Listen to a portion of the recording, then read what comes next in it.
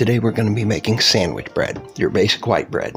This recipe is one of the ones with the least ingredients and least amount of work.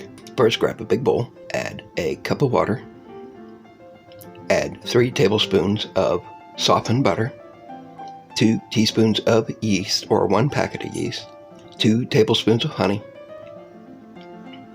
Next, sift in 2½ cups of flour. Add 1 teaspoon of salt. Work this around with a wooden spoon or with your hands. Then put on the counter and start kneading that dough. Now, this is one of the main things that you're going to want to make sure to do, is you're going to want to knead this really, really well.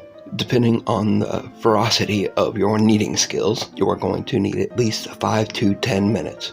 Best way to tell if your dough is kneaded enough and you have the gluten built up is to try to stretch it, and if it doesn't tear apart and it gets really thin, translucent where you can see light through it, then you know that you've kneaded it enough.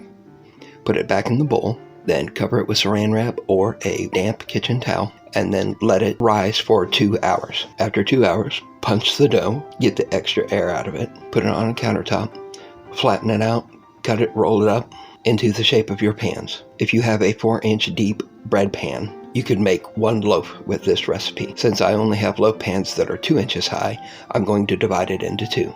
Now that we separated, folded it, and put it into some greased bread pans, we're going to let it proof/rise for another hour, or until the desired size that you would like your bread to be. Stick it into a 350-degree oven that has been preheated for 35 minutes. Pull your bread out, get it out of the pan and onto a rack to cool. Do not leave it in the pan, or the seam will trap and get the outside of the bread dough way too moist. Let the bread completely cool before you cut into it, and there you go. Nice white sandwich bread. Light, airy, fluffy, and ready for sandwiches. Enjoy. Thank you, like, subscribe, and we'll see you next time on Randy's Family Kitchen.